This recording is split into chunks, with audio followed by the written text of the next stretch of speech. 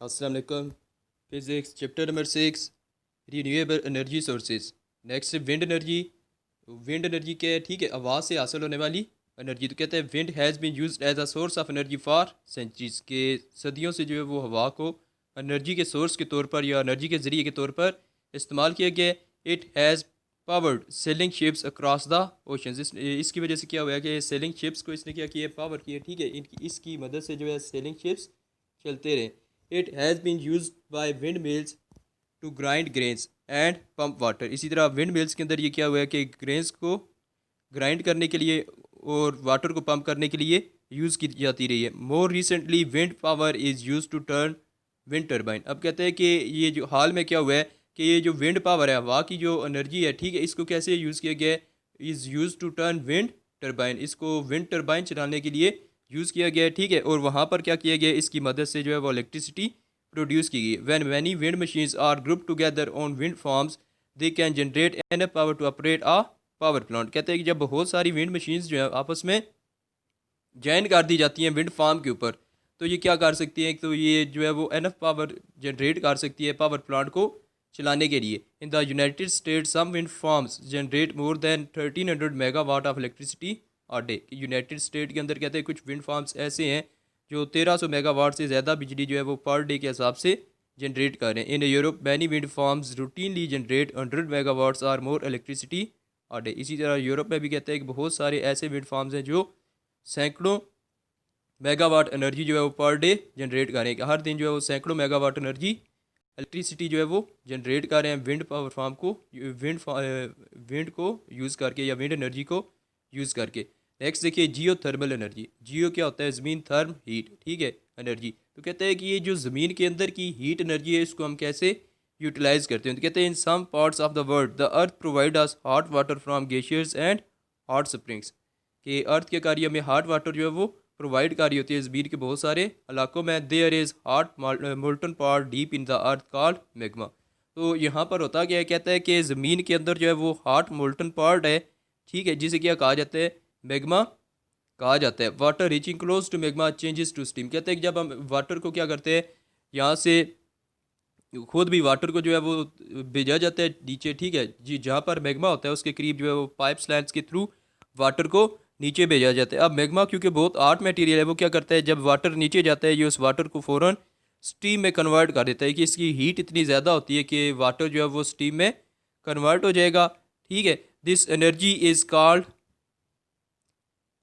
Due to high temperature of magma. क्योंकि जो magma का टेम्परेचर है वो बहुत ज़्यादा है, इसलिए वाटर जो है वो फ़ौरन स्टीम में कन्वर्ट हो जाएगा। This energy is called Jio thermal energy. कहते हैं ये जो एनर्जी है इसको क्या कहा जाता है? ये जियो थर्मल एनर्जी है। Geothermal well can be build by drilling deep near hot rocks at places. कहते हैं कि क्या किया जाता है? जियो थर्मल वेल जो है वो बिल्ड किए जाते हैं, ठीक है, हॉट रॉक्स जहाँ पर है उस जगह के करीब। ठीक है, ड्रिलिंग करके क्या करते हैं हम? जियो थर्मल वेल जो है वो लगा देते हैं। Where magma is not very deep, जहाँ पर मैग्मा जो है वो ज़्यादा डीप नहीं होता। ठीक है, water is then push down into the well. अब क्या किया जाता है? पानी उस वेल के अंदर भेजा जाता है। The rocks quickly heat the water and change it into steam. अब रॉक्स क्या करती है? ये जो हार्ड रॉक्स है या जो मैग्मा है वो क्या करते हैं? इस वाटर को जल्दी से हीट करते हैं और इसे स्टीम में कन्वर्ट कर देते हैं। It expands and moves up to the surface. अब क्या होता है? ये जो स्टीम है ये एक्सपेंड करेगी और अब खुद ब खुद मूव करके ऊपर सरफेस पर आ जाएगी। The steam can be pipe directly into houses and office for heating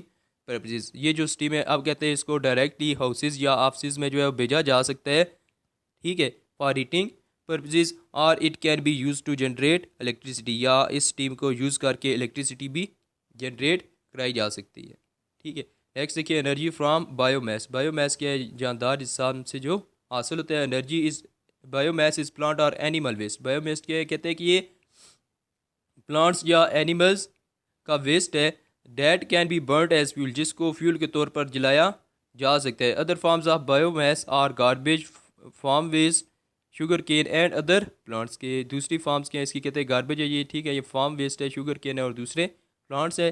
these waste are use to run power plant. कहते हैं इन वेस्ट, ये जो वेस्ट हैं इनको पावर प्लांट चलाने के लिए भी इस्तेमाल किया जा सकता है। Many industry that use forest products get half of their electricity by burning bark and other wood waste. कहते हैं बहुत सारी इंडस्ट्रीज ऐसी हैं जो जिनका जो तल्लुक होता है वो फॉरेस्ट प्रोडक्ट के साथ होता है, वो अपनी आधी इलेक्ट्रिसिटी जो है आधी बिजली अपनी कैसे करते हैं, इसकी इस तरीके से जो है वो बिजली पैदा करके आधी ज़रूरत अपनी बिजली की जो है वो ऐसे पूरी कर रहे होते हैं। ठीक है, कि बायोमास जो बार्क वगैरह होती है, ठीक है, या वुड वेस्ट जो है, ठीक है, लकड़ी का जो वेस्ट होता है उसको क्या करते हैं वो बर्न करते हैं और वहाँ से उसको जलाकर जो है वो इलेक्ट्रिसिटी प्रोड्यूस कर रहे होते हैं। Biomass can serve as another energy source, कहते हैं बायोमास जो है वो एनर्जी सोर्स के तौर पर भी काम कर रहा है, but problems are there in its use, लेकिन इसके यूज़ में कहते हैं कि ये कुछ प्रॉब्लम्स हैं। When animal Dang dead plants and dead animals decompose they give of a mixture of methane and carbon dioxide, कहते हैं कि अब ये डेड प्लांट्स या एनिमल वेस्ट जो है इसको क्या किया जाता है,